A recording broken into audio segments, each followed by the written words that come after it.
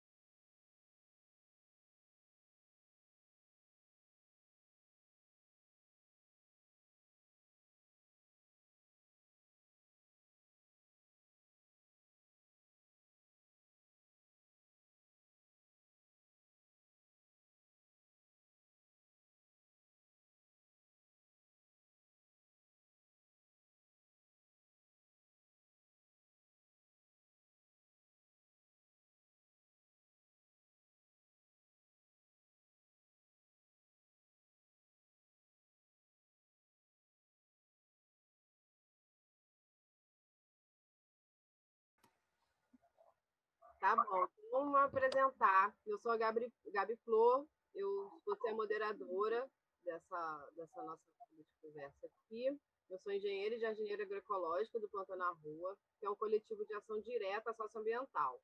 Nós ajudamos grupos ou uma pessoa na criação que é a manutenção, né, o manejo e a manutenção de áreas verdes no subúrbio e em comunidades cariocas. A gente ajuda os grupos por meio de mutirões, de oficinas, palestras ou aulas e consultorias. Nossa iniciativa é popular, não é ONG e não tem vínculo com instituições públicas ou privadas. Hoje a gente está aqui para fazer essa roda de conversa ao vivo sobre questões ambientais para a qualidade de vida nas comunidades. Com o Sandro Coca Jones, com o Raven Veloso e com o Gil. Cada um também vai ter 5 minutos para se apresentar agora aqui em seguida. Ou um pouco menos também, porque a gente já está, né, corrido aqui. Os nossos temas são alimentação orgânica não convencional, implementação de jardins comestíveis e hortas urbanas agroecológicas, como tratar seus resíduos domésticos e quais os benefícios, né, dessas atitudes sustentáveis, falar um pouquinho sobre as nossas experiências também. E vocês que estão assistindo, vocês podem mandar perguntas relacionadas aos temas, que aí eu vou dar uma selecionada nas mais recorrentes e a gente vai responder uma de cada tema, tá? Para dar tempo de fazer tudo.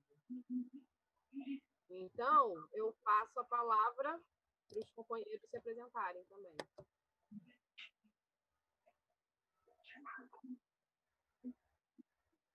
Quem começa? Show! Se apresenta. Acho que o Sandro é melhor, né? Então, galera, calma aí, um instantinho. Ligar a câmera. Oi. Tudo bem, gente? Meu nome é Sandro Focandione. Sou engenheiro ambiental e sanitário, realizador da iniciativa Água Viva. Não sei se vocês conseguem me ouvir, eu estou com uma interferência aqui que tá me ouvindo.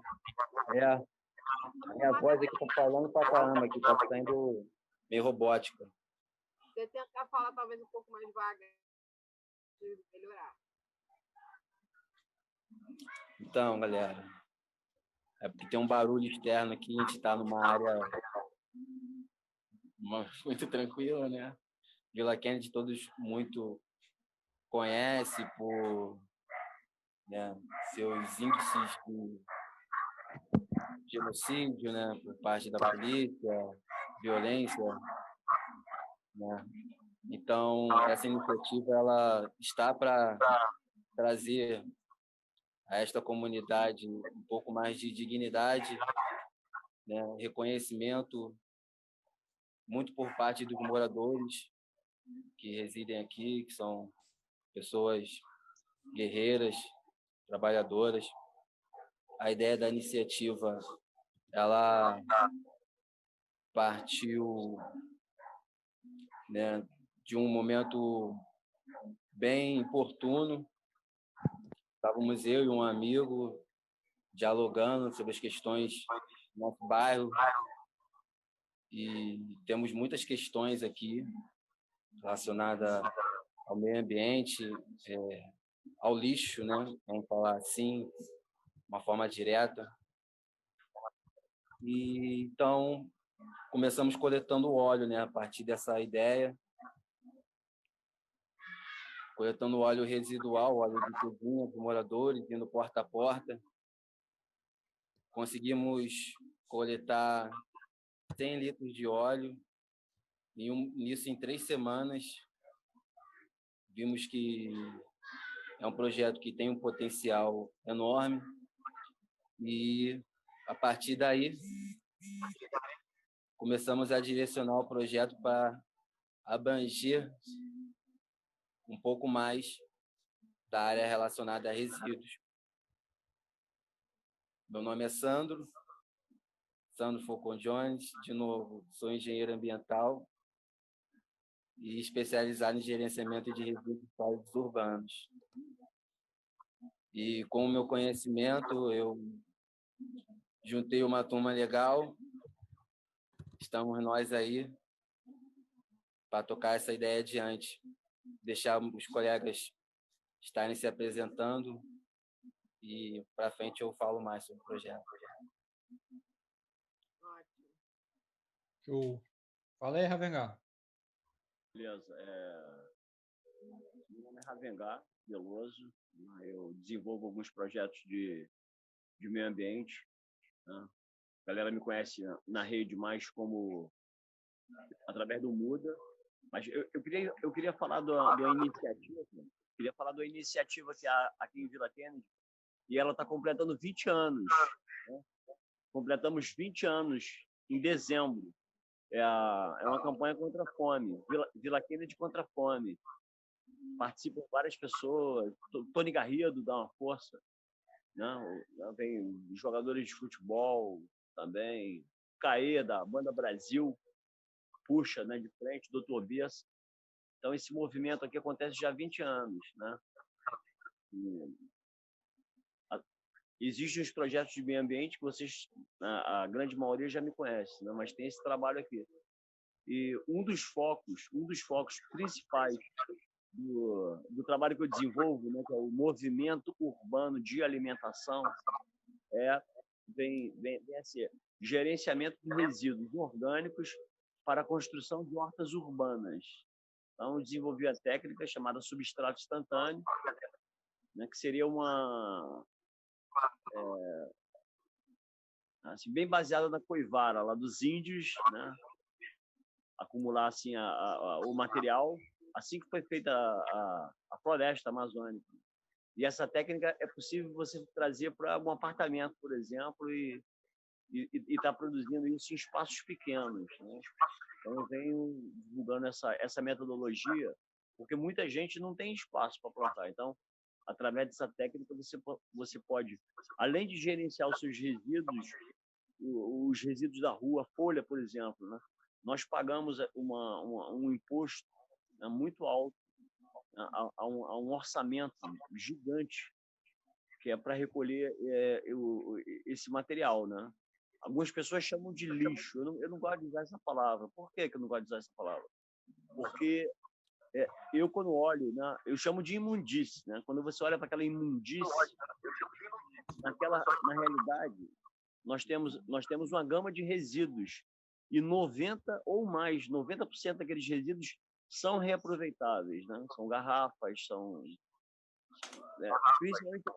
principalmente o material orgânico. O material orgânico, você pode, inclusive o alimento que é cozido, né? Um arroz, por exemplo, você pode estar fazendo, através de uma técnica de compostagem, fazendo um solo muito rico e produzir alimentos. Então, esse ano, né, houve essa questão da pandemia, mas vamos ver se nós temos uma melhorada até agosto. A ideia é produzir. O foco do MUDA esse ano, aqui em Vila Kennedy, será produzir frutas com foco no flavonoides, né? São as frutas vermelhas, pitanga, amora, né?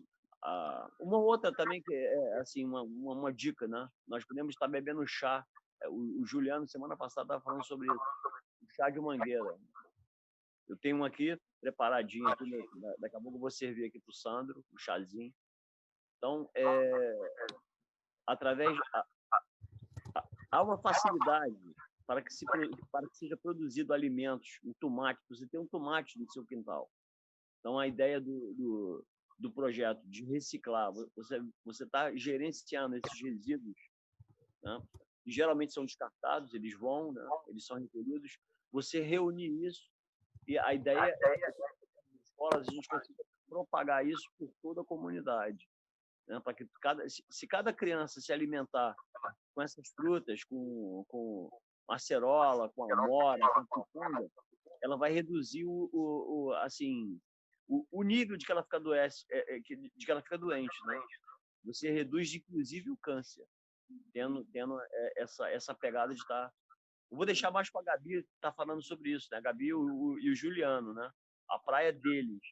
No meu caso, o meu foco é fazer o gerenciamento dos resíduos para plantar essas plantas. O Juliano vai estar explicando aqui, quando ele se apresentar, a respeito das punks. Então, só para a gente amarrar aqui, que nós podemos ter as frutas também, em pequenos espaços, né? Através do processo de miniaturização. É isso. Passa aí a palavra aí. Show demais, Ravegar. Maravilha. É isso aí. Obrigado aí, agradecer a vocês aí pelo convite, né? A gente está participando aí, acho bem legal a gente estar com essa iniciativa aí, que eu sempre fico pensando nisso, né, cara? Às vezes a gente fala sobre as plantas para as pessoas e tal, mas esquece da questão da terra, né? Da questão da reciclagem do lixo orgânico e tal, que é essencial para a gente poder estar gerando uma terra de alta qualidade para a pessoa poder estar plantando. Senão ela começa a plantar, daqui a pouco a planta dando problema, enfim, uma série de coisas. Mas é isso. Vou me apresentar então, né? Eu participo dos Jardins Comestíveis Não Convencionais, né? Idealizei esse projeto aí, que visa soberania alimentar, né? Que as pessoas produzam o próprio alimento, né? De uma forma ali mais saudável possível, né? Por isso as punks também, né? As plantas alimentícias não convencionais, porque são plantas ali com uma rusticidade muito grande, né? Que são fáceis de cultivar, né? De fácil cultivo, e você consegue ter uma grande quantidade de propriedades nutracêuticas, né? Que são nutricionais e farmacêuticas, né? Vai ser um alimento e um remédio ao mesmo tempo, né? Essa é a ideia do trabalho, né? Que é libertar as pessoas o máximo possível da farmácia e do supermercado ao mesmo tempo, né? Do sacolão, né? Dos produtos industrializados, da indústria agroalimentar, né? Que vem cada vez mais envenenando, né? Os alimentos. Então, é mais ou menos essa a ideia do trabalho, né? E é isso. Legal. Maravilha. Então, Nosso primeiro tema é justamente sobre isso, né? A alimentação agroecológica não convencional. E aí eu acho que vale a pena o Juliano começar a falar um pouquinho sobre elas, assim. Então, cara, eu vou falar bem brevemente, assim, né, dar uma resumida. Eu penso assim, quando eu vejo muito programa aí, né, galera, gente fazendo propaganda sobre horta e tal, e vendendo curso sobre horta, né, mas sempre muito dentro do convencional, né, sempre muito dentro daquelas hortaliças ali, né, do Mediterrâneo, assim, né, aquela coisa, alface, rúcula e tal. E a gente tem que valorizar cada vez mais a nossa biodiversidade, né, a biodiversidade local, que ela vai ter uma facilidade muito maior de... Tem alguém com áudio aí que tá... Corta o áudio aí, quem tiver como... Quem não estiver falando, pelo áudio. não sei, né?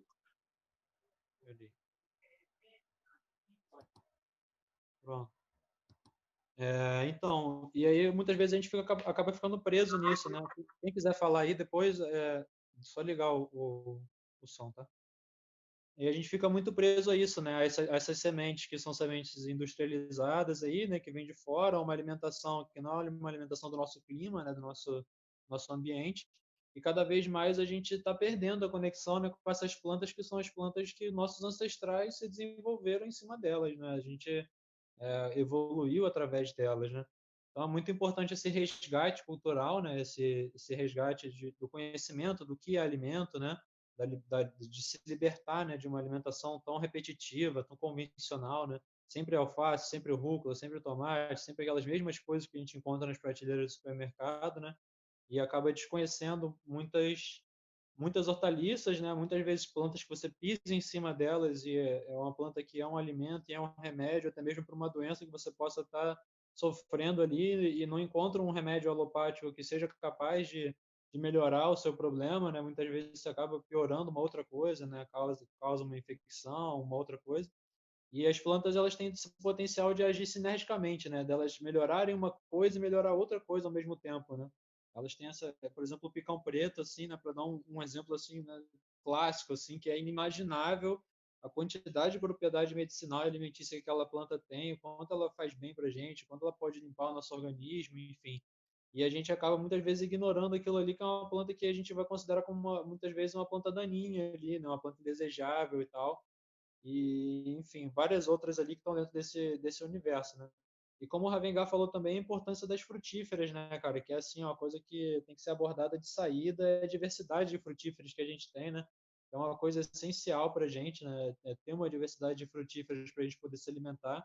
E a gente está muito preso às frutíferas convencionais, né? A gente fala em fruta, as pessoas, muitas vezes biólogos, pessoas aí que têm já alguma carreira acadêmica, né? Quando você fala de frugivorismo, a pessoa só pensa em banana, mamão e melancia, sabe? Ela não consegue sair daquilo ali, sabe?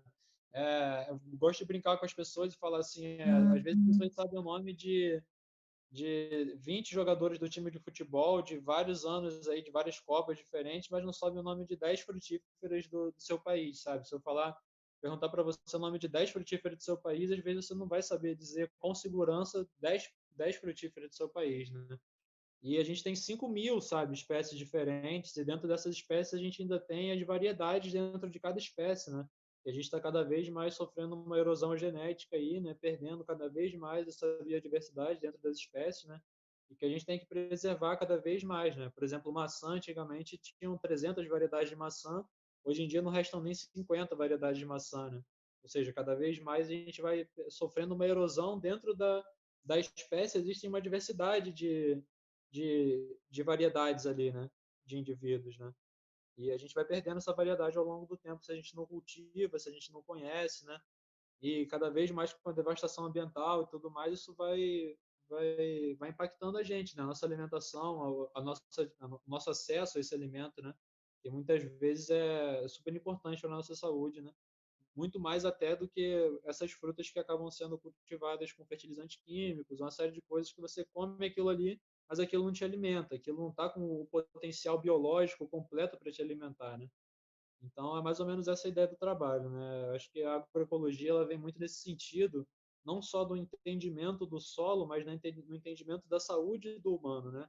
E como essa questão da saúde tem a ver com a questão da biodiversidade, com a questão das pães, com a questão das frutíferas ameaçadas de extinção, né? Com a questão da biodiversidade real, né? Porque quando a gente trabalha com a agroecologia, tudo que a gente ouve falar muito é na biodiversidade, né? Que a biodiversidade ela regula tudo, né? Para a gente ter uma biodiversidade rica, né, a gente precisa ter acesso a essas frutíferas, né, essa diversidade de plantas, essa diversidade de matéria orgânica que é o que vai dar saúde para o nosso solo, vai dar a quantidade de micro-organismos ali cada vez maior, né, e sempre melhorando, né? Acho que esse que é o caminho. Desculpa se eu me alonguei demais, eu acabo me empolgando muito quando eu falo desse assunto, né? Mas é isso. Passo a palavra aí para vocês. Tem que desbloquear aí o som para vocês falarem.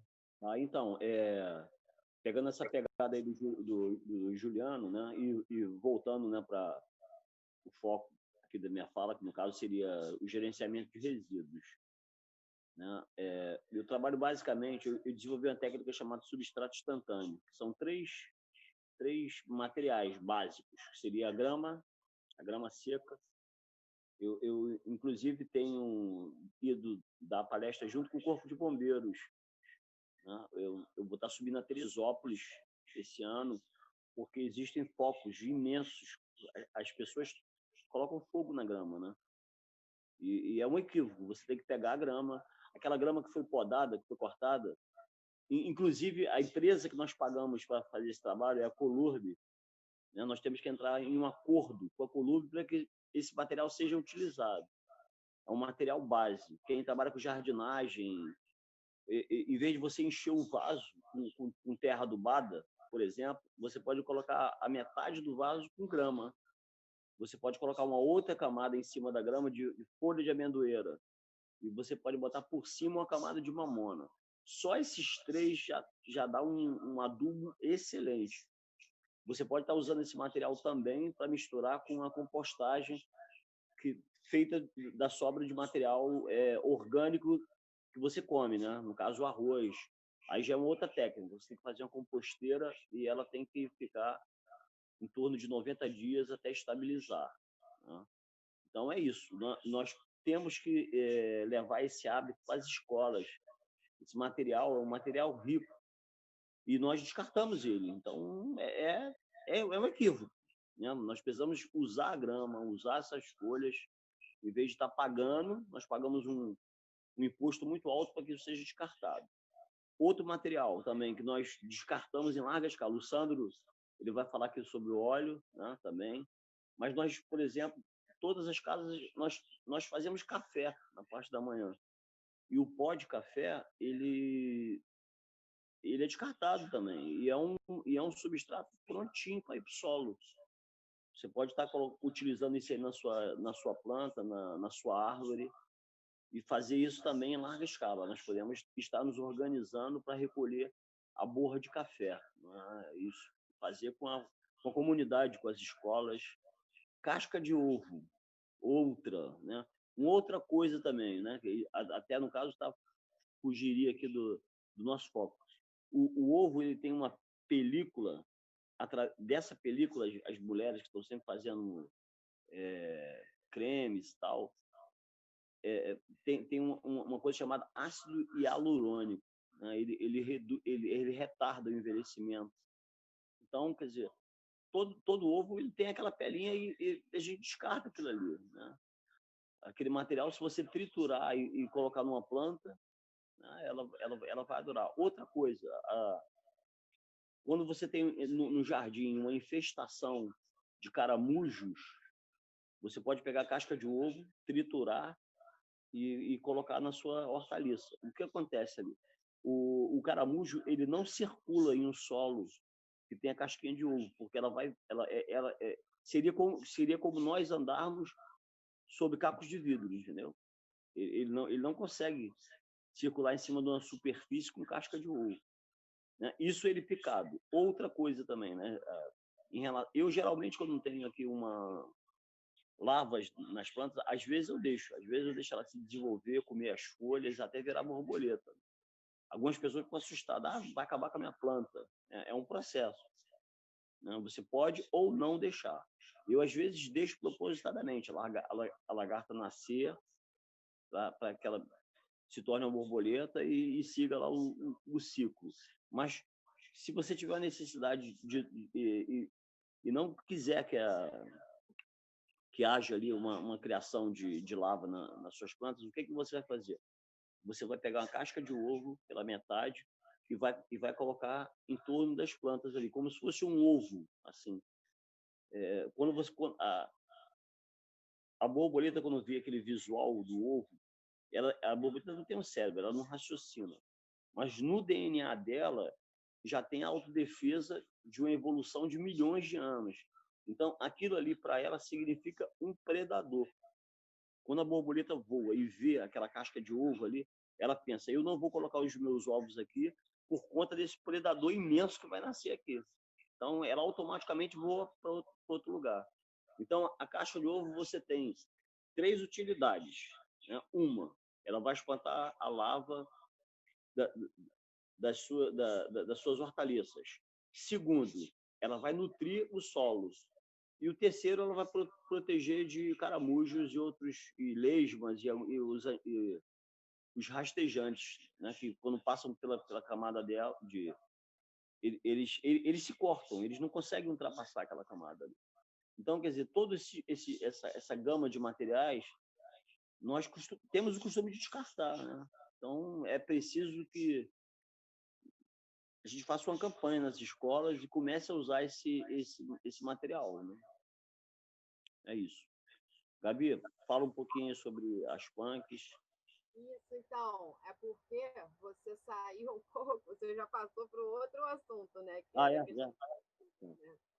Mas também dando. Mas assim, na verdade, acaba que tudo faz parte, né? Porque assim, a gente aproveitar os resíduos orgânicos, né? E essas podas e tal, tudo faz parte da agroecologia, né? Que é uma visão ecológica da agricultura, né? Então, a gente tenta imitar e otimizar os processos da natureza, né? No caso, a agrofloresta, a gente imita os processos e dinâmicas da floresta, né? E tanto utilizar os nossos resíduos quanto as punk, né, fazem sentido nessa questão de desenvolver um jardim, uma agricultura, né, mais natural, né, ecológica. Então, nesse sentido, assim, as punks são muito incríveis, elas estão em toda a cidade, assim, a gente encontra ela em qualquer cantinho, em qualquer frestinha na rua. Quem me conhece sabe que eu ando na rua procurando as punks, catando folha também, que aprendi com o Raven, a catar folhas, e procurando as plantas, catando semente, né? Eu acho que a gente deve ter um outro olhar na cidade, assim, né, esses concretos todos e tal, eles têm que ter um outro olhar buscar o verde e procurar reproduzir isso, né? O Planta na Rua, ele faz muito isso, né? Essa questão, primeiro, de trazer o verde para as cidades, né? Melhorar, enfim, para trazer um monte de serviço ambiental que as plantas têm, né? Não dá para falar agora, senão eu vou ficar o dia inteiro falando. E também a gente pensar na nossa alimentação, né? Como o Juliano estava falando, né? A nossa alimentação é altamente colonizada, né? A gente come um monte de hortaliças e frutas que não são daqui, né? A gente nem sabe nomear 10 frutas do Brasil, por exemplo. Eu mesma não sei. E é muito importante a gente poder perceber que a gente pode andar na rua e achar comida, entendeu? E reproduzir aquela planta, sabe? E buscar saber, estudar, saber o que a gente está comendo, né? É muito importante a gente saber o que a gente está comendo. Quando a gente compra no mercado, a gente não sabe, né? A gente não sabe como é que essa comida foi produzida, o que colocaram lá. Outro dia eu estava lendo, inclusive, eles passam as frutas, as coisas por radiação para durar mais, sabe? Então, quer dizer, é muito, muito veneno, assim, mais do que a gente pensa, né? E ficar transportando isso para lá e para cá também, entendeu? Aí compra um negócio que vem do sul até aqui, sabe? Não faz sentido nenhum. A gente tem que produzir localmente, né? A gente tem que produzir nas comunidades, na praça, entendeu? Em frente à nossa casa. Né? Aquele canteirinho que a árvore morreu, que tá só o buraco lá, né? Ir lá e plantar, entendeu? Então, assim, a gente tem que ser mais responsável pelo nosso próprio alimento, né? A gente tomar isso para si, né? E era isso que eu queria falar. Agora eu passo a palavra para o Sandro. Bom demais, Gabi. Rapidinho, Sandro, só para complementar uma coisa, que você falou esse lance aí que realmente me tocou. Estava vendo, antes de entrar aqui, eu estava vendo uma live dos especialistas lá da Fiocruz falando sobre os agrotóxicos, né? E eles estavam falando sobre a questão assim, qual é o tolerável máximo de agrotóxicos na água, né? E aí eles estavam explicando que hoje em dia, né, dentro dos parâmetros legais, cada agrotóxico ele tem uma quantidade ali, né, que pode ser considerada máxima para você poder ter uma amostragem de água. Então, uma amostragem de água pode ter 20 agrotóxicos diferentes. Se todos eles estiverem na concentração considerada legal, você vai ingerir esses 20 e essa água não vai ser considerada uma água saudável, entendeu? Então, eles estão batalhando judicialmente para conseguir mudar que essa lei ela avalie, na verdade, a concentração total de agrotóxico que tem ali. E não de agrotóxico por agrotóxico, entendeu? Mas a concentração total tem que ter um limite ali para você poder determinar se aquilo é ou não entendeu? Você está entendendo? Qual é o nível da insanidade, sabe? E a gente está exposto a isso agora aqui, entendeu? Tipo, eles estão tentando mudar isso, mas hoje em dia não. Então, tipo, se a sua água lá da Serra dos Órgãos está com 20 agrotóxicos diferentes e eles estão todos na concentração baixa o suficiente para ser considerada uma água potável, você vai comprar aquela água como água potável e legalmente aquilo vai ser considerado uma água potável, entendeu? É muito louco. Desculpa aí, Sandra, interromper, mas pode passar aí. Não, eu pedi ele aqui, eu estou de frente aqui para ele. Né? Vou dar a palavra ao Ravengar. Valeu, Juliano, muito boa a colocação. Não, eu pedi aqui só para entrar aí na fala do Juliano. Né? Eu tenho um amigo também, que ele inclusive já foi lá dar palestras na UFRJ, que é o Péricles, ele da Fiocruz também. Né? E tem essa pegada em relação. Nós estamos hoje com mais de 500 venenos liberados, né, cara? Isso é o cúmulo. Eu trouxe aqui para a UFRJ algumas produtoras de Teresópolis e elas não comem. Imagina a pessoa produzir o alface e não comer. Elas têm medo, porque as pessoas estão enlouquecendo, estão se suicidando e estão morrendo de câncer com isso. Só para endossar aí o que você está falando. Pô, demais essas colocações, isso é muito pertinente, quanto mais no momento que estamos vivendo. Pô, no passado presente, tivemos o abastecimento de água na empresa pública, por empresa pública. Cara, a água vindo contaminada, saiu agora uma pesquisa há 2 semanas, constataram que a água tinha contaminante industrial, cara. E essa água estava sendo distribuída para toda a população do Rio de Janeiro. Ademais, muitas pessoas ficaram doentes, se trataram e o Estado não se responsabilizou enquanto a isso.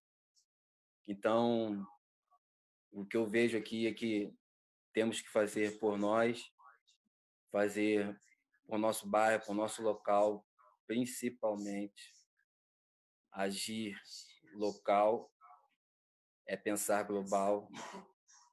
Então, a iniciativa Água Viva, ela tem essa finalidade de chegar até o cidadão, está indo em porta, com trabalho de educação ambiental, para poder conscientizar essa galera sobre o seu resíduo. Falo resíduo aqui, mas isso fica muito como um termo técnico. Na comunidade, as pessoas conhecem como lixo. Então, eu digo que temos que segregar o lixo, separar o que é lixo seco e o que é lixo úmido. Já é um princípio. Muitas pessoas já estão adotando isso. Eu tenho notado um grande aumento da colaboração por parte dessas pessoas. A princípio, isso começou com a nossa coleta do óleo residual. Eu vi que as pessoas coletam o óleo nas suas casas, mas falta a elas dar destino. Elas não sabem como fazer. Muitos levavam até as igrejas. Com a pandemia, as igrejas estão fechadas. Aí, quando eu digo que estou indo na casa da pessoa, é muito engraçado. Ela, pô, você vai até a minha casa? Eu, sim, vou até a sua casa, com certeza. E estou indo na Canela, né? Aqui, a comunidade de Vila Kennedy, ela é bem ampla, é como um complexo. Mas, inicialmente, eu limitei uma área de atuação que é próxima à minha casa, a rua onde moro. Estou coletando essa galera, estou chegando com a educação ambiental. Estou fazendo, primeiramente, esse tocante à conscientização sobre o seu lixo. Eu tento aproveitar esse momento de pandemia para poder despertar isso na galera, sabe? Temos visto muitas coisas evoluindo, né, com relação ao meio ambiente, praias voltando a ser praias. Então, Baía de Guanabara, com água nítida, sabe? É uma coisa que a gente tem que progredir. No início do período de pandemia, reduzimos em 30% a emissão de gases poluentes na atmosfera. Agora, com esse novo normal que está surgindo, muitas pessoas estão aquém ainda do que pode fazer, né, no sentido de colaborar com ela mesma, né, sobre o impacto que nós causamos, né, no meio ambiente. Então, a iniciativa, falando da iniciativa, né, ela está integrada aos Objetivos do Desenvolvimento Sustentável pela ONU e também visa reduzir, né, a emissão de gases poluentes, né, na atmosfera. Poxa, vamos parar para pensar. Aqui somos um total, só aqui no bairro de Vila Kennedy. Eu estou pegando a micro área, sabe? Mas dá para a gente ter uma ideia do todo, né? Somos, acho que 180 mil habitantes, 200 mil habitantes. Sei que de eleitores, nós estamos na casa de 80 mil eleitores, só aqui no bairro. É muita coisa. Temos 26 unidades escolares, sabe? Então, a gente tem que entrar com essa iniciativa com o pé direito na porta para poder regaçar as mangas e botar o trabalho para andar, sabe? A questão do óleo residual é prioritário porque nos traz um pouco mais de confiança para poder estar chegando com a educação ambiental aqui na comunidade, sem dizer que o custo com transporte nós não temos, espaço para armazenar o óleo, a gente não precisa de muito espaço. Estamos pedindo a todos para que colaborem coletando, armazenando esse óleo, uma garrafa PET de 2 litros. Isso minimiza bastante o espaço, né, da pessoa que armazena o óleo para a gente. E de antemão, quando ela comunica, eu já chego lá para coletar esse óleo, para deixar aquele espaço, para que ela possa estar voltando a armazenar o óleo ali. E existem muitos estudos, né, com relação ao óleo, e esses estudos eles ficam muito dentro da academia, né, cara? Então, a gente tem que trazer isso para a rua também, trazer isso para as comunidades, trazer os estudos com relação ao lixo, com relação aos resíduos para dentro das comunidades, trazer para a rua. Não adianta a gente ficar só na academia, com pesquisas científicas, e não chegar na rua, não fazer o trabalho andar. Bem, estamos aí para fazer o trabalho andar. É isso aí, galera. Alguém quer falar mais alguma coisa? A gente passou por assunto de resíduos, né? Então, continuando nesse tema, o Raven, ele podia falar um pouquinho do substrato subterrâneo, né, Raven? Então, é isso aí. Pegando aí o que o Sandro falou, em relação ao nosso espaço aqui. Né? Desculpa, só uma coisa. Eu ia pedir, porque eu não sei, alguém mandou o link nosso aqui do Zoom, e aí tem gente entrando aqui. Eu queria pedir para quem está aqui na sala, né, a Débora e a Maria, para ficar com desligado, senão aparece lá no Facebook, né? Se elas não quiserem aparecer no Facebook também. E lembrar para as pessoas que estão no Facebook, se quiserem fazer perguntas para a gente pode responder aqui também, tá? Desculpa aí, pode falar, Rafa. Então, dando um complemento aqui ao que o Sandro falou, né, o movimento, ao movimento urbano de alimentação, né, que é o MUDA, foi desenvolvido, ele era uma linha de ação e se tornou um projeto de extensão da UFRJ, com apoio do Soltec e do NIDES, que é o Núcleo Interdisciplinar para o Desenvolvimento Social. Na realidade, as pessoas não sabem disso, mas são 3 projetos atuantes em Vila Kennedy. Existe o MUDA Vila Kennedy, existe o Ecopontos MUDA, são projetos distintos. E existe o MUDA Escolas.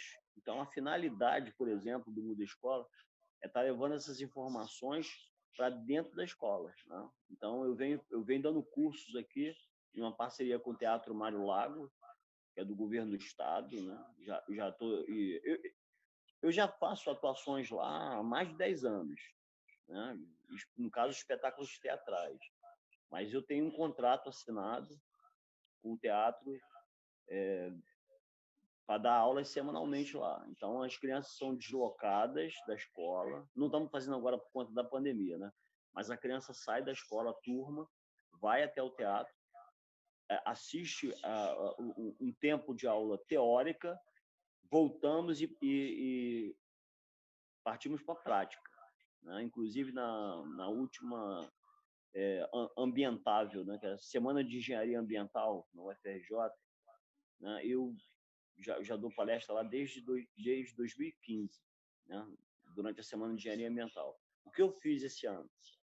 Eu fui convidado, eu falei, não, eu não vou dar palestra, eu vou botar as crianças para fazer a palestra lá, né? Então, foi assim, meio que tipo como se fosse uma prova final, né? Eles estudaram teoria, fizeram na prática, plantaram, colheram. Teve, inclusive, uma criança que vendeu, né, as hortaliças para a avó. Isso aí já gerou uma polêmica, né? As pessoas falam, não, isso foi certo, ele vendeu para a avó, foi errado. Não, ele no caso, estava movendo, né? A avó dele está acostumada a sair e comprar um alface com veneno. Então, ela foi e comprou o alface dele que ele tinha produzido lá na escola. A ideia não era essa, né? Nós não estávamos fazendo a ação por uma questão, mas para você ver, mesmo sem querer, teve uma mobilização ali financeira, né? E vai acontecer economicamente a partir de que você passa a economizar, né? Assim, imagina uma quantidade de pessoas produzindo sua horta, produzindo sua alface, seu tomate. Né? Nós vamos estar afetando a economia do bairro. Outra coisa também que eu esqueci de falar quando eu estava falando sobre o substrato instantâneo e falando sobre os ovos e o pó de café. A quantidade de gente que faz churrasco. 2 coisas que eu queria falar a respeito de churrasco. Eu não sou vegano, radical tal, mas a gente tem que pensar em relação ao consumo de carne. 1 quilo de carne, gente, para a vaca chegar o tempo lá de abate, ela consome 16 mil litros de água. Então, a partir de hoje, quando você for no açougue lá e comprar 1 quilinho de carne para você comer em casa, se lembra disso. Você está consumindo 16 mil litros de água. Então, isso não é uma coisa normal, né? Então, a gente tem que repensar a questão dos nossos hábitos. Mas já para o cidadão que vai lá, ele não está interessado, ele nem sabe disso, essas informações não são passadas, né? O nosso sistema capitalista, ele não passa algumas informações que isso deveria ser tema na escola, a criança deveria aprender isso na escola. O quanto que o que ela consome está fazendo de estrago no planeta, né? Isso nós precisamos rever, né? E nós precisamos propagar, certo? Esse é o trabalho que nós temos que fazer de formiguinha. Mas aí o sujeito vai lá e faz churrasco, ele não sabe essas informações, fez lá o churrasco. Ele gera uma quantidade de cinza e gera uma quantidade de carvão. O que é feito com esse material? Ele pega esse material, coloca dentro de uma sacola plástica e vai lá junto os outros resíduos, e como o Sandro estava explicando, o resíduo seco e o resíduo úmido. A cinza é uma potência como defensivo. Você colocar isso nas plantas, ela é um defensivo, ela acaba com uma gama enorme, né, de de coisas que vão atacando a planta. E ela nutre os solos. Tudo o que é vivo no universo, ele tem carbono e tem nitrogênio. A cinza é nada mais, nada menos do que uma carga de carbono pura. Então, quando você coloca a cinza no solo, misturando lá com a melhora que ele vai fazer, essa metodologia que os índios faziam lá na Amazônia, que era chamada Coivara, foi assim que foi feita a Amazônia inteira. A Amazônia era um deserto. Isso já foi provado lá, já escavado. Uns 2 metros você tem de solo preto e abaixo lá é um solo que ele não é fértil. Então, os índios faziam isso através de um manejo, né? Eles tinham um processo muito perfeito de fazer colher, né, tudo ali, queimar, e aquele material ali eles iam, plantavam em cima, né? Vinha uma chuva, né? Outro detalhe, a nossa chuva aqui que cai na Amazônia, né, ela vem com outro nutriente, né, que ele vem lá da África, que é o fósforo, né? Já tiveram algumas pesquisas que indicaram que caem aproximadamente 22 mil toneladas de fósforo. Você vê como o nosso país é rico. Existe uma expressão que as pessoas falam assim, nada cai no céu. Quando alguém fala isso para você, você fala assim, cai sim. Do céu cai fósforo. Quer dizer, nós temos uma chuva de fósforo gratuita todo ano que vem, né, oriunda lá da África, as tempestades de areia. Então, quer dizer, nós somos sortudos. O Brasil, né, ele tem uma localização no planeta privilegiada, né?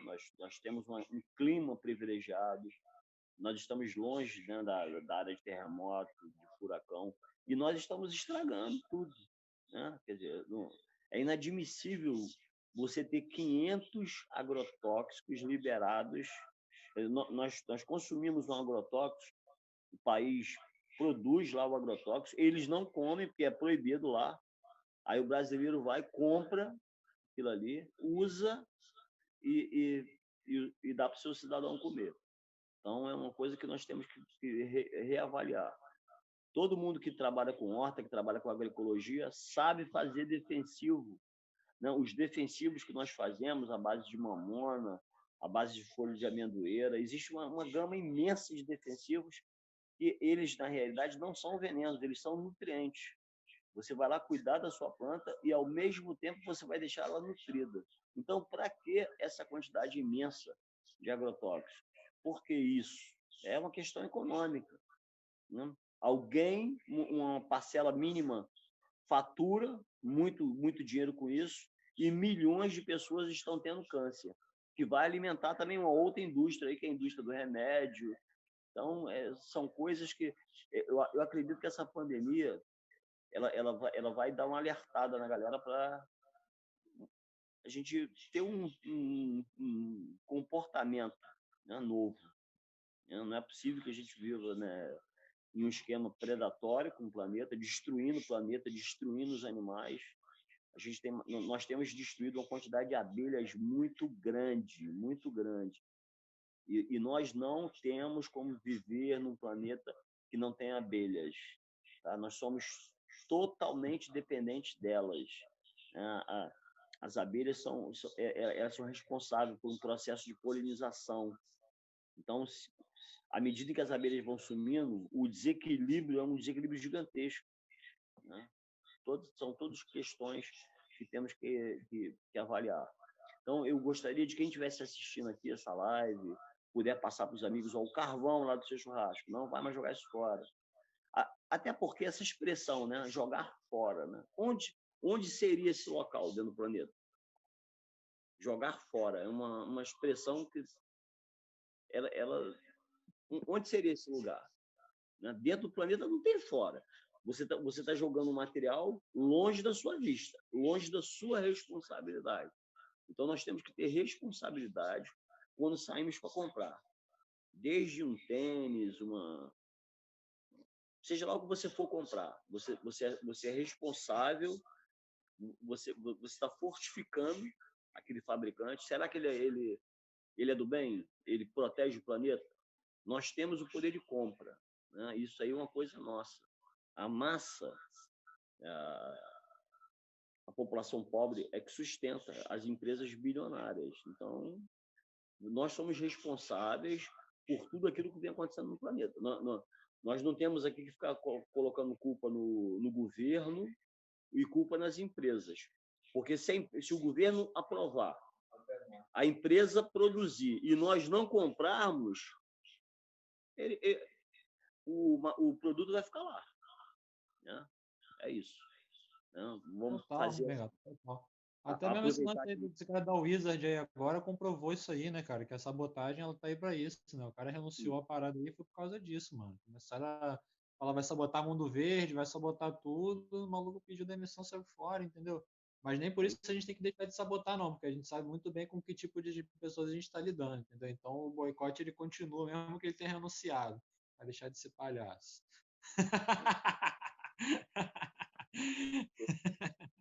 Não, e outra parada que você falou, Ravengar, que me toca muito, que eu acho muito interessante, é esse lance aí da questão do impacto ambiental, né, que uma coisa gera e que a gente não coloca aquilo ali na conta, né, cara? Não tem na conta o impacto ambiental na questão de água, né, do consumo de água, como você falou, né, mas também na quantidade de água que aquele alimento polui para ser produzido, né, tipo, a quantidade de agrotóxico que você joga ali naquela plantação até ela terminar, ela ser produzida, aquela água toda ela vai ser levada por lençol freático, vai estar contaminando aí aquífero Guarani, por exemplo, no caso do trigo, né? Você acha que esse trigo que você come ele é cultivado aonde?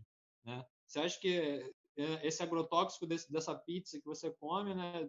A pizza que você comeu, tem ali o trigo. Aquele trigo veio da onde? Né? Veio de um cultivo com agrotóxico.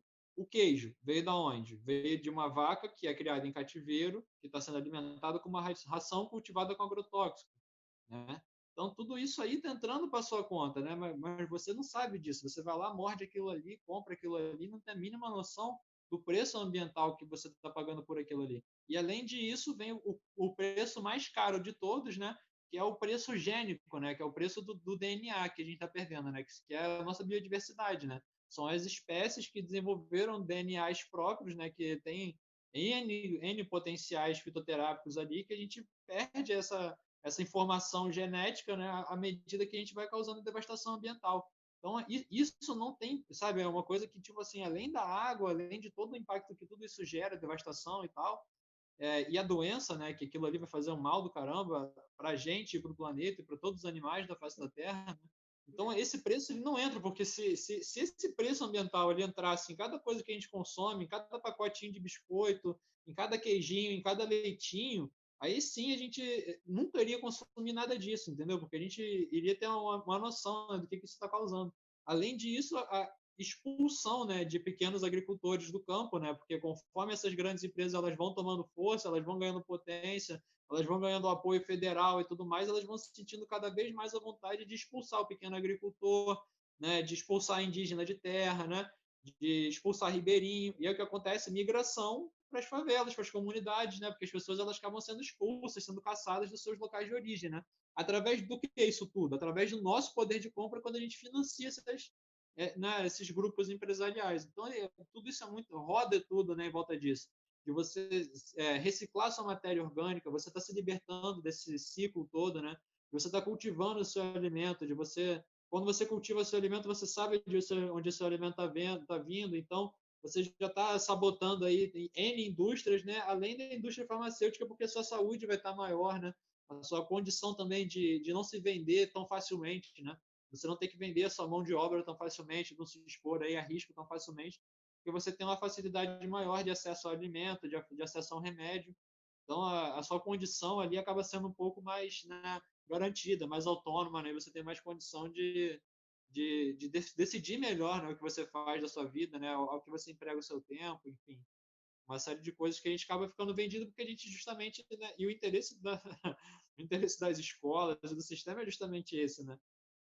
É que dentro dos seus ninhos ali mais, né, requintados, a informação tem um pouco mais de qualidade, e dentro dos ninhos onde eles queiram que que a informação seja o mais pobre possível, é o que se faz, né? Eu estudei em escola pública e sei que muitas vezes você não tem aula, o professor simplesmente não vai dar aula, né? Você fica ali vagando ali, esperando uma próxima aula, enfim.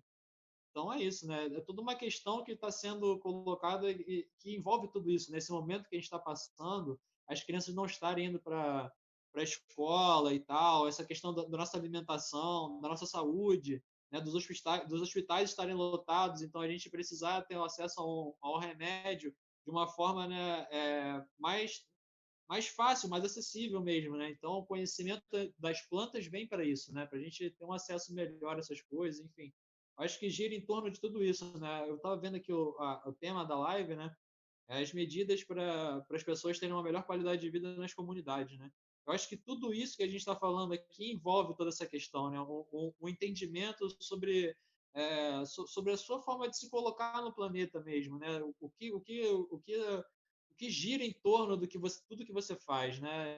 E qual o impacto que aquilo ali gera para toda a sociedade, né? Não só para você mesmo, né? Para todos, né? Então é importante a gente estar trabalhando tudo isso que a gente está falando aqui, porque é uma sementinha que a gente planta na cabeça de cada um que no futuro vai estar germinando aí, eu acredito, né? Por exemplo, no Ravengar aí tomando o chá de folha de mangueira, né? Eu mesmo não sabia para que servia a folha da mangueira, né? Foi aprender com o Daniel Forjás, que é o meu professor de fitoterapia. O tronco da mangueira, né? Tem uma propriedade chamada mangiferina, né? E essa planta, essa substância, ela é anti-inflamatória, ela é ótima para tratamentos pulmonares, né? Para asma, para pneumonia, para uma série de coisas, né? E tem várias outras propriedades também. Eu estava vendo que o pessoal, o Geraldo, né, que está fazendo as lives lá com a gente, ele usa a manga em sopas, enfim, em caldas, né, em coisas assim, como se fosse tipo uma folha de louro, sabe? Que ali você vai estar adicionando as propriedades medicinais ali no meio da sua comida, entendeu? Coisas que eu nunca tinha pensado em colocar uma folha de manga numa sopa, enfim, alguma coisa assim, né? Mas, enfim, é isso, né? Conforme a gente vai evoluindo, a gente vai se libertando cada vez mais, né? Quando você descobre essa riqueza toda, você nunca mais quer ser pobre, né? Como você vai ser pobre vendo toda essa vida, toda essa riqueza, toda essa quantidade de alimento e de medicina, né, à sua volta, né? Que você simplesmente ignorava antes e agora você domina mais, você conhece mais, né? Isso tudo vai te libertando cada vez mais. Acho que é isso. Então, Verdade. eu uso aqui também a folha do feijão, né? Folha da mangueira, né? Assim, quando acabar a nossa live aqui, eu vou servir aqui para o Sandro a água com mangueira. Ela tá de molho ali desde ontem. Não é chá, ela é crua mesmo, né? É outra. Agora, uma outra propriedade também, Juliano, são os flavonoides. Os flavonoides, eles combatem os radicais livres, né? Então, se vocês estão vendo aí, minha pele tá brilhosa pra caraca. A mistura desses nutrientes, né? Ela vai dando uma alterada assim, na sua cor. Né? Você percebe isso, né? Então, essa água, você pode fazer o chá. É interessante você ferver a água com carvão. Você enriqueceu a água. Depois que você ferveu a água com carvão, você vai acrescentar a folha de mangueira. Aí você vai beber ela com chá e você pode colocar no feijão e a água que você vai colocar no arroz pode ser esse chá de mangueira. Eu costumo usar também o de alecrim, né? Então você vai mesclando os alimentos e vai enriquecendo, né? E nós temos uma quantidade, pelo menos aqui em Vila Kennedy, nós temos uma quantidade de mangueira muito grande, né?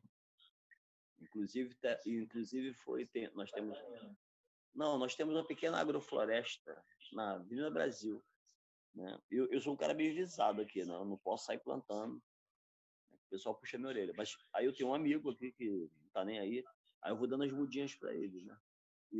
Aí eu chamo Floresta do Djavan, que tem aqui em Vila Kennedy, perto da escola de samba. Já tem um monte de árvore grande lá, incluindo mangueiras também, né? Que pelo planejamento urbano elas não deveriam estar ali, né? Foi assim um ato de rebeldia da nossa parte. Outro dia eu plantei também com o Guará, ali na Avenida Brasil, um coqueiro, plantamos 2 coqueiros. Nós vamos plantando assim, porque você tem que aceitar o que o político diz. Olha, aqui vai ter grama, vai ser isso. É uma indústria, né? A cidade é uma indústria de grama, né? Eles vêm, plantam a grama, aí a grama cresce, aí vem um sujeito com uma máquina, né, com combustível fóssil, liga aquilo ali, faz um barulho tremendo, corta aquela grama, ensaca aquilo, põe em cima do caminhão e leva. Nós pagamos para fazer isso. Entendeu? É absurdo. Né? Produzir grama, nós temos uma fábrica de grama, as pessoas vão lá, colhem aquilo ali tudo e jogam para o lixão. E é uma soma, um valor absurdo. E por que nós fazemos isso? Fala aí, Sandro, por quê?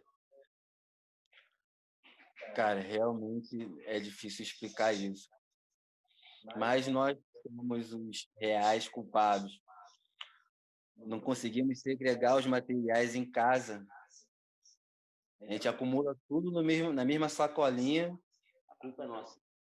Acumula tudo. E isso leva risco ao catador, cara. Porque hoje, com essa questão da pandemia, vem dizer que, bem antes disso, o número de catadores na cidade só aumenta, o número da população de rua na cidade só aumenta. E, geralmente, os catadores são integrados por esses tipos que estão na rua, por essas pessoas que muitas vezes são invisíveis, mas estão lá coletando o seu lixo. E daí, cara, você que não segrega o lixo, não faz a separação, você está levando risco a essa pessoa, porque essa pessoa, quando vai até o seu lixo para tentar tirar lá o que vai poder servir para ela, ela pode acabar vir a se contaminar, a se machucar, porque geralmente no lixo tem material perfurante, contaminante, e isso é muito urgente. Isso é uma demanda nossa.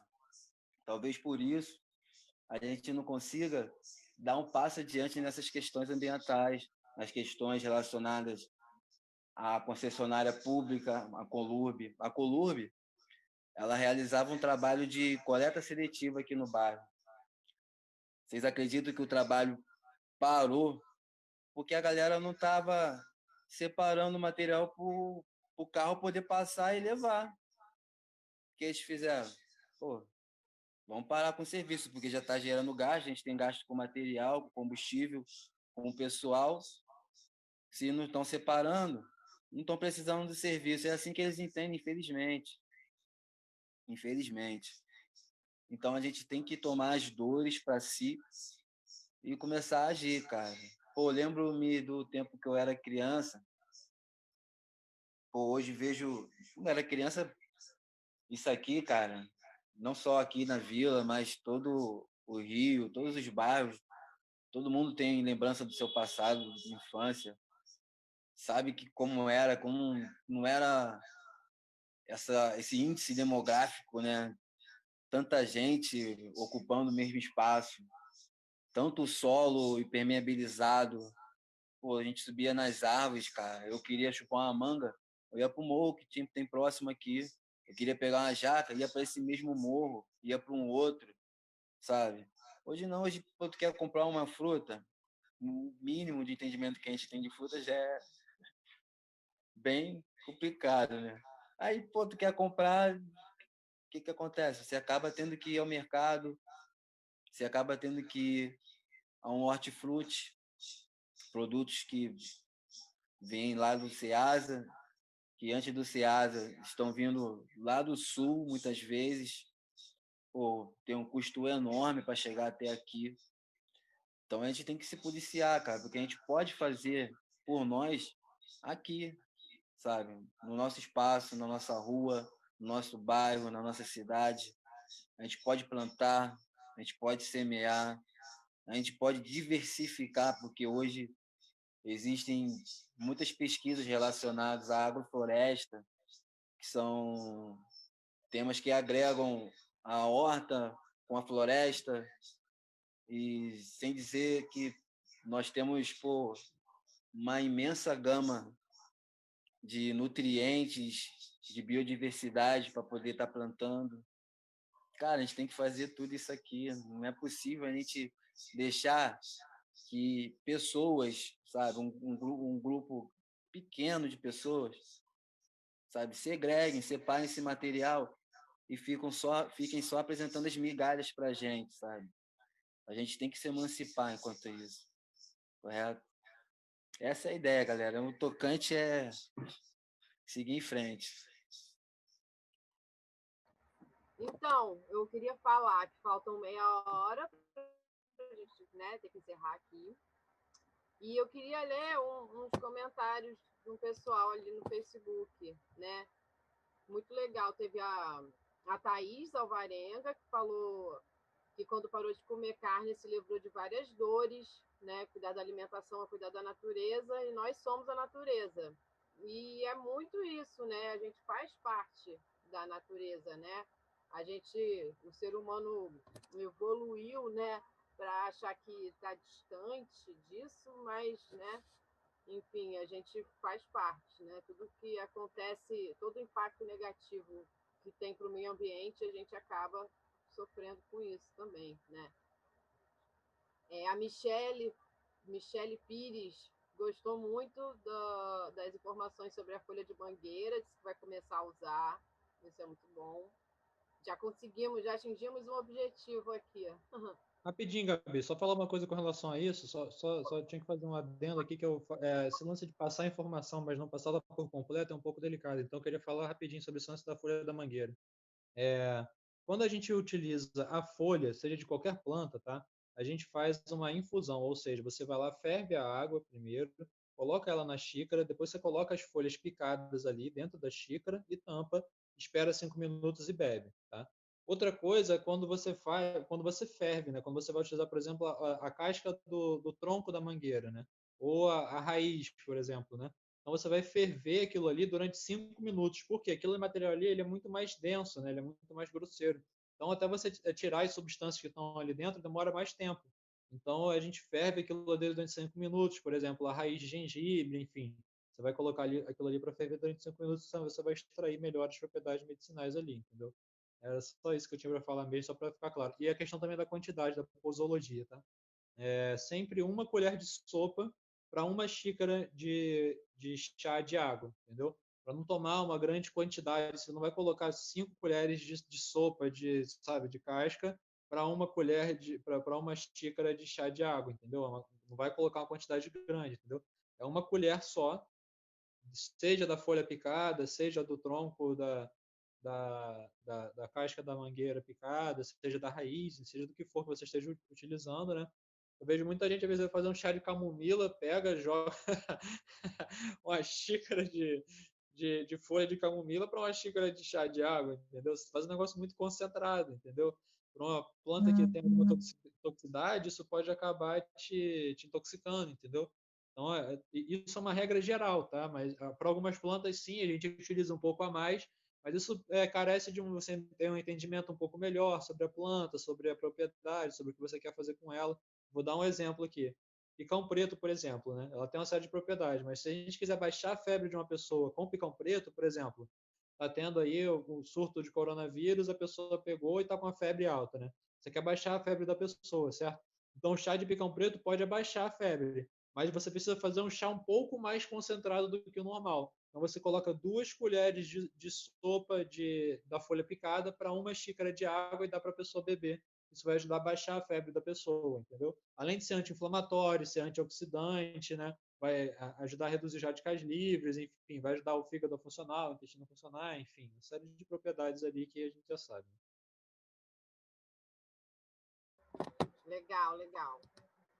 Muito importante mesmo essas informações. Não, aí a Débora perguntou assim: não deveria haver uma intervenção do Estado para essa separação? Eu acredito que ela esteja falando dos resíduos, né? E ela diz que em Curitiba a separação funciona, em parte, nos bairros ricos. Pois é, e aí, assim, o problema é esse, né, Débora? Que o Estado ele não dá conta, entendeu? É muita gente. Você imagina, se a Conurb fosse ter que fazer a compostagem de todo o material orgânico do Rio de Janeiro, né? eles iam ter que ser latifundiários, né? Então não dá, são coisas que a gente mesmo tem que resolver. A gente tem que resolver o nosso resíduo, entendeu? A gente não pode ficar delegando tudo para o Estado, entendeu? O Estado tem que fazer isso, o Estado tem que fazer aquilo. Quer dizer, é a nossa parte, a gente tem que, no mínimo, lidar com o nosso lixo, entendeu? É o mínimo que a gente faz para ser um cidadão, entendeu? Essa é a minha opinião. Assim, eu, por exemplo, já falei que eu sou a doida das sementes, das plantas, das folhas que eu saio catando na rua. Mas eu também sou a doida dos lixos, entendeu? Porque eu não fico, entendeu? Eu não bebo um vinho e automaticamente já levo a garrafa embora, entendeu? Eu vou dar um jeito de levar para alguma cooperativa de reciclagem a minha garrafa de vidro, entendeu? Coisas que eu sei que eu não vou conseguir reciclar, porque eu ainda sou podre, entendeu? Eu ainda como carne, meu corpo ainda é um cemitério, entendeu? E aí, por exemplo, aquele plástico que fica grudento e tal, próprio quando você compra queijo, sei lá, outras coisas que com plástico que você não consegue limpar, por exemplo, e aquilo, né, dificulta a reciclagem, ou até, por exemplo, você mora numa comunidade ou num bairro que a Conurb não passa. Quer dizer, aqui a Conurb passa, mas só para pegar o lixo, os resíduos normalmente, né? Então vai tudo misturado, não passa a coleta seletiva, por exemplo. E nem tem muito como passar, tá entendendo? É meio complicado, porque as ruas às vezes são pequenas, o carro não passa, né? Enfim. E as pessoas sem separar, elas já às vezes nem levam para a própria caçamba, entendeu? Às vezes nem fica espalhado pela comunidade, entendeu? Então, quer dizer, aí o que eu faço? Eu sei que às vezes eu não vou conseguir, tem coisa que eu sei que eu não vou conseguir reciclar, mesmo que seja papel, entendeu? Coisa de papel e tal. Isopor, então, nossa, isopor eu já nem consigo comprar mais, mas às vezes você compra um aparelho doméstico e tal, que vem com isopor e tal, não tem jeito, né? Então eu vou fazendo isso. Ó, eu pego uma garrafa PET é o que não falta, você acha que é lugar, entendeu? E saio botando as coisas aqui, boto de tudo. Tem de tudo. Tem embalagem de feijão, de arroz. Não gosto nem de falar, sou fumante também com cigarro. Enfim, tudo que é coisa eu vou enfiando aqui, entendeu? Eu pego um pilãozinho, vou pilando, vou apertando. Isso aqui, eu acredito que é até um tijolo lá. Ele é duro. Dá para levantar uma parede com isso aqui ainda depois, entendeu? E, enfim, se você não tiver algum acesso dificultado a uma reciclagem, entendeu? Isso são coisas que a gente vai criando, entendeu? Vai inventando mesmo para não simplesmente, estou jogando isso fora, vou botar isso para o sistema que se vire, entendeu? Não, a gente tem que tentar, a gente tem que buscar, a gente tem que pensar sempre nos 7 R's, que é o que eu falo sempre aqui. Eu até tenho uma plaquinha para me lembrar. Ó. Repense, né? A gente tem que sempre repensar o nosso consumo. É isso mesmo? Eu preciso comprar esse negócio? Ou é um puro... sei lá, eu quero comer um danoninho, entendeu? Mas eu preciso de um danoninho? Não preciso, né? Então, você tem que começar a repensar. Isso vai te ajudar a recusar e vai te ajudar a reduzir. Depois desses 3, você tem que começar a reutilizar as coisas, né? Por exemplo, uma garrafa PET que veio com refrigerante ou com uma água pode virar um tijolo depois, entendeu? Ou, sei lá, uma garrafa PET também pode virar várias coisas. Ela pode virar, sei lá, coisinha para, como é que é? De mosquito, para pegar mosquito da dengue, fazer... Corda também, né? O pessoal transforma em corda. A corda é maravilhosa, a corda é muito maravilhosa. Eu já fiz uma horta vertical inteira só reciclada. Eu não usei arame, por exemplo. Eu fiz a corda, eu fiz um trifilador, não está aqui agora, mas e aí eu fazia a corda. Enfim, 1 milhão de coisas que você pode reutilizar, dar outro significado para aquele objeto do que o significado original dele. Né? Com certeza. Aí depois disso, tem que reciclar,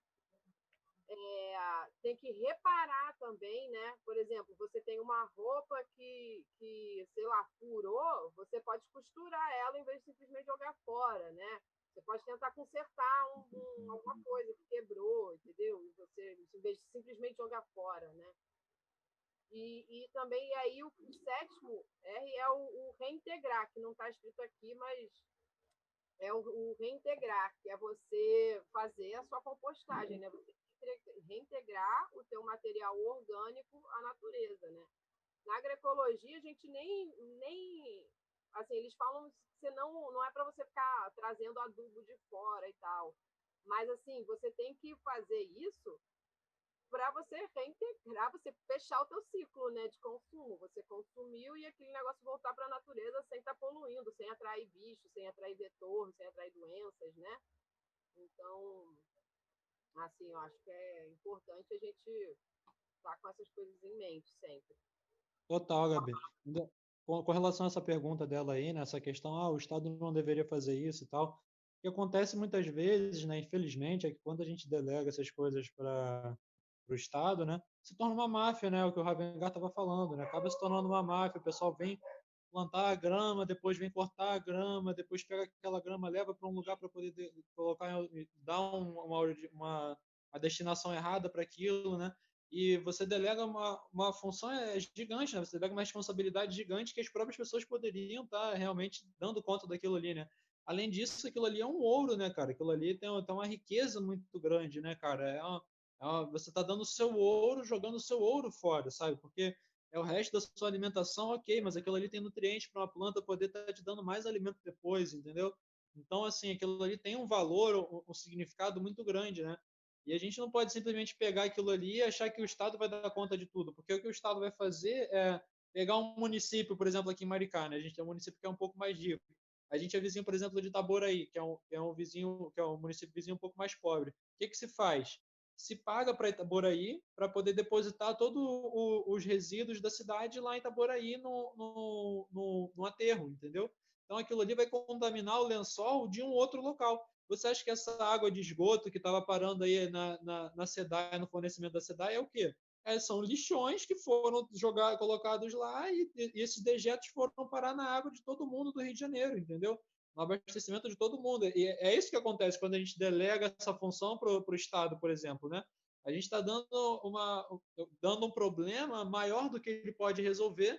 O que ele faz é simplesmente, né, mascarar as coisas, né, fingir que está fazendo, vai fazer no bairro mais rico, vai fazer em Copacabana, vai fazer, sabe, mas não vai fazer no Complexo do Alemão, não vai fazer na VK, não vai fazer no local onde, né, não passa. Então a gente tem que se organizar, né? Isso é muito importante, né? A auto-organização, isso que a gente está fazendo aqui agora, de falar sobre isso, de tocar nesse assunto, eu acho muito importante, né? E isso vem sempre de baixo para cima, né? Nunca vem de cima para baixo, né? O Estado nunca vai organizar as pessoas, né? São as pessoas quem tem que se organizar, né? E exigir e fazer as coisas, né? Acho que é bem nesse sentido mesmo que você estava falando, né? Acho que é isso que eu tinha para comentar. Bacana vocês estarem falando. Vocês conseguem me ouvir?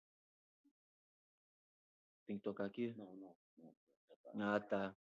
Bacana vocês estarem falando disso, cara.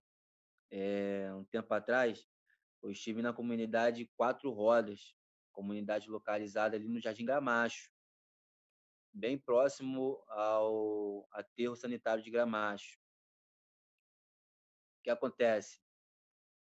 Com a desativação do aterro sanitário de Gramacho, a comunidade de catadores, que dependia, né, daquele aterro ali para estar trazendo uma renda e se sustentando, ficou à deriva em determinado momento. Eles entraram, a prefeitura, né, ao determinar o fechamento do aterro, disse que alegou para eles, né, que iria entrar com trabalho de qualificação profissional para que aqueles catadores pudessem colaborar, né, disseminando o que eles desenvolviam ali, né, o que eles aprenderam através da prática nos bairros, né, isso incluindo a educação ambiental. Isso na realidade não aconteceu. Os catadores ficaram à mercê do Estado, muitos não foram indenizados, né, ao fim daquela atividade. A prefeitura teria que indenizá-los, não indenizou. Cara, aquela comunidade, assim, foi uma coisa que me impactou muito, assim, se tratar de miséria, sabe? assim, miséria mesmo extrema, as pessoas vivendo baixas condições sanitárias, muito baixas mesmo. Foi uma questão assim muito problemática. Na época, eu estava desenvolvendo um projeto, estava integrado a um projeto junto com Engenheiros Sem Fronteiras, no aqui do Rio de Janeiro. E o projeto era para levar água potável para aquela comunidade ali. E planejamos um esquema de coletagem, né, da água da chuva, idealizamos um biofiltro também que funcionou e plantamos ele junto à comunidade da Teto. O pessoal da Teto implantou diversos módulos habitacionais para a galera que reside lá. Isso foi muito importante. Enfim, o que acontece é que o Estado ele não toma responsabilidade. Então, nós temos que tomar responsabilidade a partir daí, sabe? E esperar por eles, cara, infelizmente, não vai vir o serviço. Só vai vir se a gente lutar, se a gente se organizar. Tá? Primeiramente, se organizar, porque enquanto não estivermos organizados, a coisa não anda. Então, a gente tem que se organizar e buscar o objetivo comum, né, cara? Que é viver com qualidade de vida. É isso aí.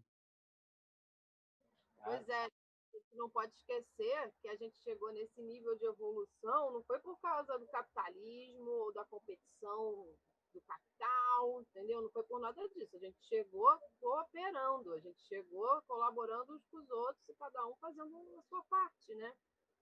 Foi assim que a gente chegou nesse nível de evolução aqui. Só, sei lá, o quê? 300 anos atrás tem o capitalismo, quer dizer... Claro, até mesmo pelas plantas, né, cara? Tipo, as próprias plantas, elas, né, o fruto ali, ele é envolto daquela quantidade ali, né, de nutriente, de vitamina, de água e tudo mais, né? Justamente numa forma de cooperação, né? Você coopera com a planta, quando você come aquilo ali, você está consumindo um fruto que você depois vai dispersar em outro local para você poder plantar e tal. Então, essa já é a maior demonstração da cooperação em si, né? Onde você vê uma cooperação maior do que quando você se alimenta de uma manga, por exemplo, e aquele fruto foi feito para te nutrir, né? E você dispersar aquela semente, né? Acho que fica muito óbvio aí nessa questão, né? E quando a gente estuda agrofloresta, a gente vê isso também, né? A nossa função no ambiente, a gente conseguir perceber as interações da floresta e reproduzir elas, né? E aí a gente começa a fazer parte mesmo desse caos organizado que é a natureza, né? E que se autorregula. Maravilhoso. Exatamente. Se entender, né, enquanto um ser pertencente à natureza, né, e entender qual é o nosso papel dentro da natureza, né? Se o passarinho ele tem um papel ali dentro da natureza, se o macaco ele tem um papel dentro da natureza, qual é o papel do ser humano dentro desse ecossistema, né? Isso é muito interessante, né? Porque a gente não nasceu, o ser humano não evoluiu para ficar atrás de um computador digitando, né? Vamos pensar aqui que o ser humano ele não evoluiu para ser taxista, né? Para ser motorista de ônibus, entendeu? O ser humano ele tem uma função dentro do ecossistema, né? E se você observar a natureza, né, fica muito claro que a função do ser humano é justamente propagar as frutas, né? Você vê o macaco ali, naturalmente que ele faz exatamente isso, né? E nós, com toda essa capacidade de planejamento, de entender, né, de conseguir interpretar as coisas como elas funcionam, né, nós temos uma capacidade única de restaurar, de ser verdadeiros ali guardiões da natureza, da terra mesmo, né? De pertencer mesmo, sabe, ao que você sabe tá aqui no planeta, você está entendendo o planeta? Tem que tomar conta daquilo ali, entendeu? O ser humano está ali para isso, para tomar conta desse planeta, né? Para poder melhorar. Cada vez que a Terra ali ela abre uma ferida, ela tem um desgaste, ela tem seus guardiões ali para poder estar restaurando aquele ecossistema, para poder estar melhorando o solo, para poder estar trazendo mais vida para todos os seres da face da Terra, né? Eu acho que essa é a função que o ser humano tem ali, né? Acho que fica muito claro, assim, quando você observa as coisas, você passa em minimamente entender, sabe? Que sei lá, Um esquilo, ele tem a capacidade de achar uma terra preta, cavar e plantar ali a semente do que ele estava comendo, sabe? Não é por acaso que ele faz aquilo ali, não é uma coisa que ele está fazendo assim sem querer. Não, ele fez pensando mesmo, entendeu? E é uma questão de evolução com o planeta mesmo, entendeu? E de cooperação também, né? Porque você vai melhorar para o planeta e o planeta vai melhorar para você te retribuindo com fruto, sabe? Então, acho que fica muito claro que existe, né, todo esse sistema de cooperação dentro da natureza, né? Basta a gente estar ali com o olho aberto para entender isso, né? E entrar nesse ciclo, né? Fazer parte do ciclo, né? Se ver como um ser integrante de toda essa realidade, né? E o nosso lixo está diretamente relacionado a isso, né, cara? Como é que a gente gera o lixo e não toma conta do nosso, sabe? São coisas que estão em conflito total ali, entendeu? É engraçado, Guilherme. Desculpa te interromper, cara. Pode concluir. Perdão. Cara, perdão mesmo. Cara, é engraçado o seguinte, a gente consegue separar as coisas quando a gente vai ao mercado, né? Antes de chegar ao mercado mesmo, a gente já começa a separar a listinha, né? Aí dá a listinha, a gente chega ao mercado e começa a separar os produtos que vamos levar. A gente passa aí nas fileiras, né? Laticínio e tal, tudo separado. A gente organiza esses produtos dentro do carrinho, todos eles bem separados. A gente conduz até a nossa casa esses produtos, todos eles separados. A gente armazena na nossa casa esses produtos, todos eles separados. Agora, na hora de descartar, né? Descartar de uma forma correta. Porra, Venga, vai bater.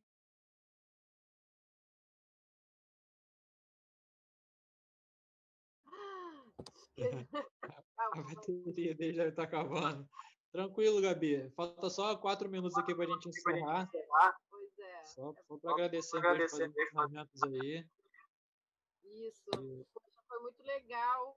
Achei bem interessante esse formato da gente fazer no Facebook e conseguiu dar uma interatividade, né, com as pessoas, assim.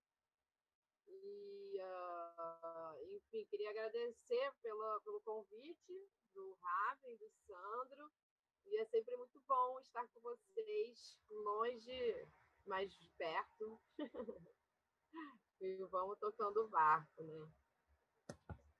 É isso aí, também agradecer aí vocês aí o convite, né? E vamos partir para uma próxima ação um pouco mais organizada, né? Vamos conversar com o Vini para a gente começar a trazer a questão do Token 2C, conversar um pouco melhor com eles, né? E a gente criar, colocar dentro da série especial essa questão aí da reciclagem do lixo orgânico, né? Que eu acho que é tudo a ver, tá tudo interligado, né? Acho que o ponto de princípio é esse, né? E é uma forma também da gente liquidar os tokens através das necessidades que surjam, né? Também é bem interessante a gente começar a colocar essa questão cada vez mais, né? Que a gente cria uma rede colaborativa mais integrativa ali, mais fechada, né? Acho que é isso. Então, valeu, gente. Obrigadão aí por terem acompanhado. E aguardem a próxima aí que a gente vai... Sigam lá, né, a página, né? Iniciativa Água Viva. No Instagram também, né? Acho que tem. E é isso. A gente vai se falando aí. Pode falar, Gabi.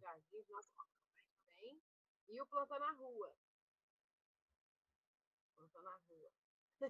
E jardins comestíveis não convencionais também lá, se vocês quiserem seguir lá, entrar no grupo lá, para conhecer mais sobre as punks e tal.